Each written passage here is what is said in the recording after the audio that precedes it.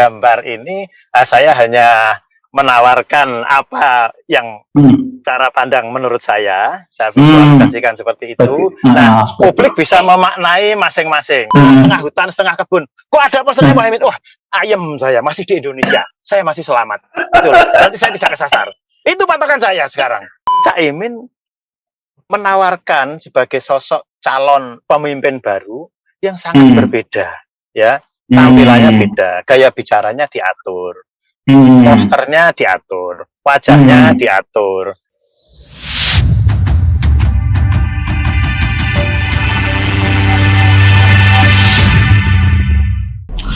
Assalamualaikum warahmatullahi wabarakatuh. Salam sejahtera untuk kita semua. Pemirsa N3 TV, ini alhamdulillah hari ini saya nyambung dengan teman saya. Ini orangnya agak nyentrik, seniman. Ini namanya Wahyu Kokang, ya. Jadi sebagian mungkin sudah pernah dengar nama Wahyu Kokang ini.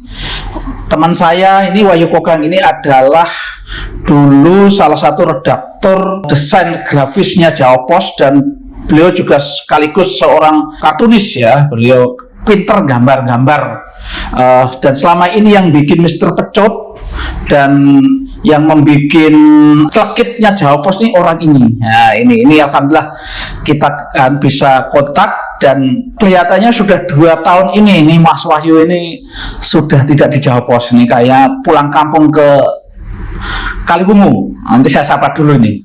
Saya sambungkan ke Mas Wahyu. Assalamualaikum Mas Wahyu. Waalaikumsalam.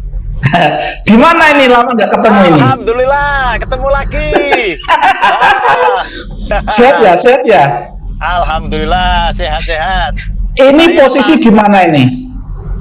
Posisi di jalan ini, di jalan. Oh, di jalan. Keluar untuk membelikan sesuatu buat ibunda. Oh iya. Selama 2 tahun ini kelihatannya fokus mengabdi ke ibu yang kebetulan sudah sepuh, ya, kelihatannya, ya. Iya, betul. Jadi ini tugas negara yang paling negara ini, Mas. Negara manapun nggak ada yang sebesar ini, betul. Iya. ini itu betul-betul anak yang baik, anak yang berbakti pada orang tua ini. Masih gambar-gambar ini, pasti punya stok gambar apa enggak ini? Saya sebagai tukang gambar itu satu harus selalu membaca, yang kedua harus selalu menggambar. Saya kalau tidak membaca itu merasa sebagai orang terbodoh di dunia. Terus kalau tiap hari nggak gambar, kebodohan saya merasa lengkap sekali gitu. Jadi harus membaca dan menggambar. Ini punya gambar apa? Hari ini punya gambar apa ini? Punya gambar apa ini? Karena saya baca dan lihat perkembangan yang berseliweran di media dan dunia nyata maupun dunia maya itu kok masih tentang politik, ya, yang agaknya akan semakin anget, bahkan semakin panas ya. Ternyata di mana-mana. Iya, ada yang malu-malu, ada yang terang-terangan, ada yang ngebet banget, macam-macam lah. Ya itu saya juga amati juga. Terus sepanjang perjalanan juga saya mengamati, kan, sampah-sampah visual mereka yang bertebaran itu, yang pamer drengesanya itu, yang kata nggak menarik itu, ya. Sangat nyebelin.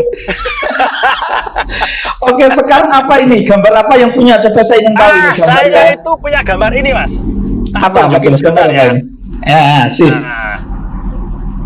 Ini jadi hasil gambar, ya, mudah-mudahan publik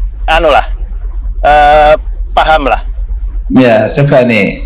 Ini yang saya bikin. Prabowo. Prabowo. Jadi ini apa ini? Itu periksa ke dokter mata, Mas. Ini ceritanya begini. Kenapa? Apa sakit mata atau apa ini? Sebenarnya nggak sakit mata, tapi alami. Prabowo kan sudah sepuh, Mas, ya. Penglihatannya juga pasti sudah berkurang. Nah, ini sama dokter mata. Terus tesnya pakai huruf-huruf yang besar, mengecil-kecil. Jadi di situ tertulis jelas. Imin. Di bawahnya makin kecil ada Gus Ami, ada Gus Muhaimin, terus kecil lagi ada Gus Imin yang terakhir. Oh iya. Banyaknya nama itu kan hanya mengacu ke satu orang kan, satu sosok. Muhaimin Iskandar, Prabowo ya. Sampai bingung, sampai nggak jelas gitu. Nah ini yang saya rangkum dari apa yang belakangan ini.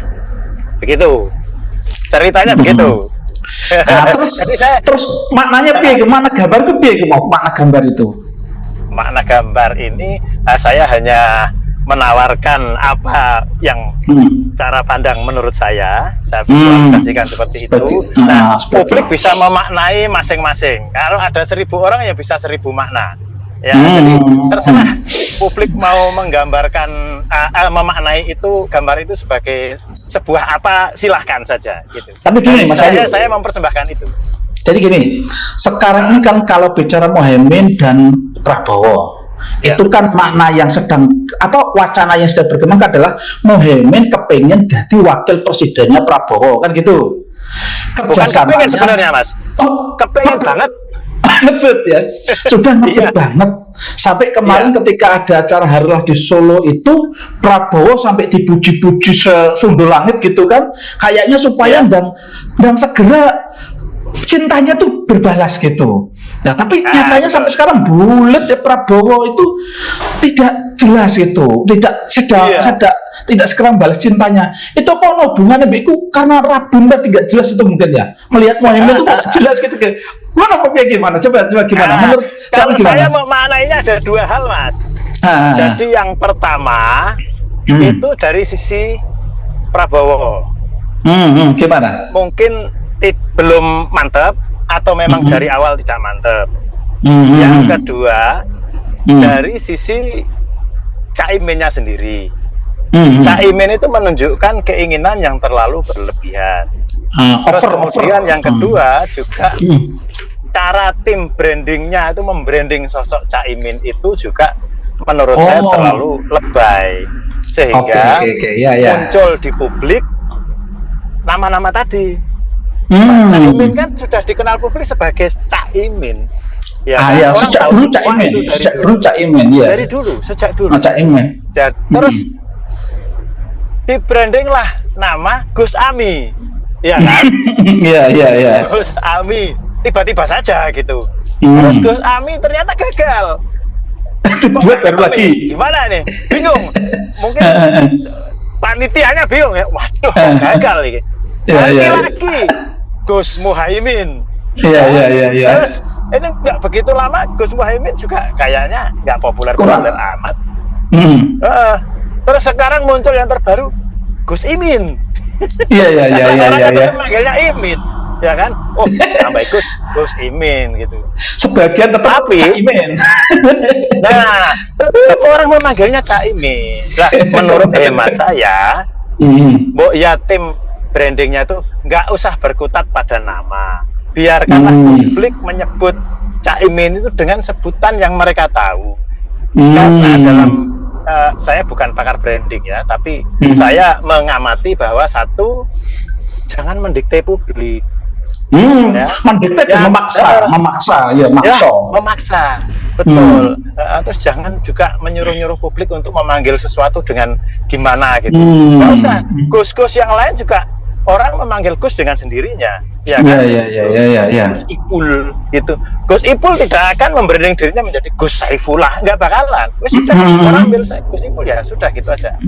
Biar orang memanggil Caimin sebagai Caimin, nggak usah dirubah-rubah. Akhirnya habis dana di situ, habis tenaga di situ, habis pikiran di situ, tapi nggak gerak-gerak ini elektabilitas, ya kan? Menarik ini. Kayaknya dan itu juga mungkin menjadi penyebab Prabowo tidak segera menetapkan Caimin sebagai cawapres. Karena apa? Prabowo juga bingung. Ingat, ini mau pasangan sama Caimin apa Gus Imin ini gitu ya? Iya, bayangkan seandainya saya Prabowo ya Mas ya. Seandainya saya Prabowo, ketika awal-awal, wah, saya capres, terus ini rekan koalisi saya kan PKB, cawapresnya ya otomatis Caimin lah. Di mindsetnya beliau ini sudah Caimin. Kok muncul Gus Ami? Siapa lagi nih? Kalau saya Prabowo kan siapa lagi nih? Kok menyodorkan Gus Ami? Terus kemudian ini belum selesai. Prabowo masih meraba-raba, muncul lagi Gus Muhaimin. Gus Muhaimin siapa ini? Mungkin timnya Gus Ami, Gus Muhaimin itu ya sama Pak. Itu Iya. Oh gitu ya. Terus baru sadar berubah lagi. Sekarang Gus Imin. Wah, ini siapa lagi nih? Ya itu. Jadi rentang waktu dari beberapa bulan awal mereka koalisi sampai sekarang, sebenarnya Prabowo itu dipusingkan oleh nama-nama itu menurut saya. Sehingga segera dipinang. Bingung forever. Mas Ayu, gini. Ya. Semestinya kan Caimin itu memang kepengen ngebet jadi presiden kan sudah sekian lama ya, sudah lama sekali. Sampai gambar itu dikatakan sampai panglima santri macam-macam, gambarnya di mana-mana di seluruh penjuru masuk halaman itu ada semua gitu kan. Betul. Tapi kok elektabilitasnya tuh ya tadi kok nggak naik-naik gitu loh. Apa mungkin karena kesannya tuh menjadi tidak alami ya Mas ya, tidak alami, terlalu gitu ya, terlalu dibuat-buat gitu ya. Betul. Termasuk gaya bicaranya tuh jadi aneh. Saya tuh dulu kenal intonasinya sekarang semakin mungkin dia diatur oleh panitianya beliau ya, diatur bicaranya panitia branding gitu, bibir dan mulut harus gini, makanya yang pidato terakhir kayak apa, mangatnya aneh. Mangatnya aneh ya?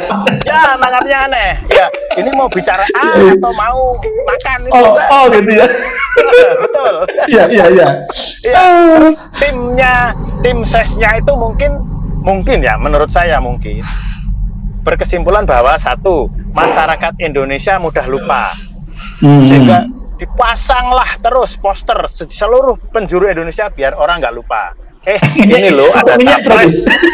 Ya. Ini loh ada capres yang namanya Gus Ami, Gus Muhaimin, Gus Imin lah. Dipasanglah seantero jagat Indonesia Raya ini. Iya. Nah, tapi mereka lupa, selain masyarakat kita mudah lupa dan mereka ingin masyarakat nggak lupa ya, mereka tidak memperhitungkan masyarakat kita juga mudah bosan. Ketika yang muncul itu saja bosan. Bukan senang malah bosan. Nah, terus saya Mas ya, saya itu kan orang yang suka keluyuran kemana-mana, tapi tidak melalui jalur formal. Saya melalui jalur informal, jalan-jalan desa. Jalur lain. Nah, kadang ketika di situ Google Map atau peta-peta elektronik itu tidak berlaku karena nggak ada sinyal, saya hanya patokan posternya Muhaimin. Selama saya masih di suatu pelosok yang gak karuan ini ya, entah itu setengah hutan, setengah kebun, kok ada posternya Muhaimin, wah ayem, saya masih di Indonesia, saya masih selamat. Betul, nanti saya tidak kesasar. Itu patokan saya sekarang. Betul itu. Belum sampai nyasar ke luar negeri ya berarti ya, masih ada momen kalau kan saya merasa Mas, karena saya tinggal di daerah pesisir kan, tinggalkan daerah pesisir. Kadang saya pergi ke daerah yang agak tinggi di pegunungan atau di mana gitu. Kadang saya merasa beda sekali ini, kontur tanah, jenis tanaman beda sekali. Kadang saya merasa, waduh, jangan-jangan saya ini sudah di Kenya atau Zimbabwe gitu, waduh, gitu muncul, ada poster Muhaimin, itu penyelamat saya, gembira sekali, Indonesia. Gitu. Berarti sampean harus berterima kasih dengan Caimin, dengan fotonya itu tidak nyasar berarti. Betul, elektabilitasnya di mata saya naik ketika saya agak ragu kesasar. Betul, penyelamat. Tapi ketika kesasar teringat Muhaimin, tapi ketika nggak kesasar nggak teringatnya pas kesasar aja. Saya kan termasuk publik kebanyakan yang mudah lupa. Ya, gitu saya manfaatkan itu, guys, mudah lupa aja lah. Berarti Muhaimin menang kalau banyak orang kesasar berarti. Betul. Dan ini juga ya perilaku petinggi partai itu akan diamini atau diikuti oleh jenjang di bawahnya. Ya, karena Cak Caimin pasang poster di mana-mana secara masif, Anda hanya orang-orang di bawahnya, caleg-caleg daerah ikut, Mas. Oh gitu, sama masang-masang juga. Kemana-mana, terutama di Jawa Tengah, Jawa Timur lah, Jawa Timur terutama. Poster-poster yang terpampang sebelum masa kampanye berlaku kan poster-poster caleg PKB semua. Karena ikut pimpinannya begitu. Meskipun tidak menyuruh, karena Muhaimin melakukan itu, dikira wah ini saya harus mencontoh pimpinan saya begitu. Saya samikna wa atokna lah, ikutlah. Akhirnya pasang poster juga yang lebih kecil-kecil gitu. Jadi ketika saya berada di beberapa kota di Jawa ini, yang muncul dari partai-partai lain belum muncul, dari PKB sudah muncul. Dari kejauhan itu kadang wah ini hijau pohon-pohon, ternyata juga terselip situ ada hijau caleg PKB, Mas. Gitu loh. Berarti ini ya Mas Wahyu ya. Nah, menurut ini kan jenengan kan mewakili masyarakat umum ya, umum. Jadi justru terlalu banyak gambar yang digeber seperti itu tuh jelahi ya, bukan malah menjadikan kita semakin tertarik, enggak ya, malah jelahi gitu ya bahasanya ya. Semakin terlalu banyak seperti itu. Satu sebagian orang akan menganggap jelahi, termasuk jenengan dan saya ya. Dalam kelompok yang menghadapi itu sebagai sesuatu yang jelek. Yang kedua, akhirnya orang hafal karena poster yang terpampang itu terus, akhirnya menjadi biasa kan, sesuatu yang ditampilkan terus-menerus menjadi biasa. Tidak istimewa. Begitu muncul poster dari caleg partai lain, justru itu yang dianggap menarik, yang sudah biasa tadi nggak menarik lagi. Ini bahasanya Jawa Pos, selalu ada yang baru, butuh yang baru berarti. Jawa dulu kan Pak Dahlan mengistilahkan kan selalu ada yang baru. Ternyata masyarakat itu butuh yang baru. Betul, meskipun kadang faktanya selalu ada yang keliru sih, kadang. Sehingga butuh ralat terus. Oke, Mas Wahyu, jadi kesimpulannya kesimpulannya nak menurut sampean tadi tim brandingnya terlalu over untuk macain Muhaimin yang mungkin Muhaimin juga sangat ngebet tadi juga terlalu over baik bicaranya, kayaknya juga fotonya kadang dibikin terlalu ganteng gitu ya. Saya kan pelaku Photoshop ya, pelaku desain. Saya perhatikan itu semakin kesini fotonya Muhaimin semakin sempurna. Betul. Dari nggak tahu itu dia perawatan oleh salon atau perawatan oleh Photoshop, ya kan? Gitu ya? Karena kalau saya deketi poster, apalagi poster yang pakai topi, poster yang baru, ini kok orang nggak punya pori-pori ya wajahnya ya? Glowing gitu ya, licin gitu ya? Iya, saya nggak kok. Wah, jangan-jangan ini kalau diteruskan nggak cuma namanya yang berubah, wajahnya juga berubah. Karena terlalu kempling. Padahal gini Mas Wahyu ya, belakangan ini kan orang Indonesia tuh dengan kepemimpinan Jokowi 2 periode itu kan masyarakat dibikin lebih realistis gitu ya. Melihat pemimpin ya apa adanya, klambinya ya seperti itu, sepatunya seperti itu, kadang ya Jokowi duduk mau pakai sepatu, itu ternyata masyarakat menikmati sesuatu yang alami seperti itu karena presiden itu menjadi bagian dari dirinya. Ini kalau terus Muhaimin diberi seperti itu, akhirnya kesimpulan Mas Wahyu kelihatannya salah membaca pasar ya. Pasarnya itu butuh mulai sesuatu yang natural, alami, justru ini dibikin yang dibuat-buat yang terlalu sempurna tadi lah. Itu berarti Mas Wahyu menyimpulkan agak salah membranding ya, berarti timnya agak kurang tepat lah ya.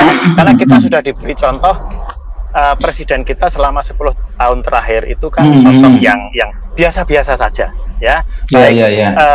Gerak tubuh, gestur, mimik bicara, ketawa juga apa adanya. Nah, sekarang Caimin menawarkan sebagai sosok calon pemimpin baru yang sangat berbeda ya. Tampilannya beda, gaya bicaranya diatur, posternya diatur, wajahnya diatur. Nah, ini bisa membuat publik itu nggak nyaman.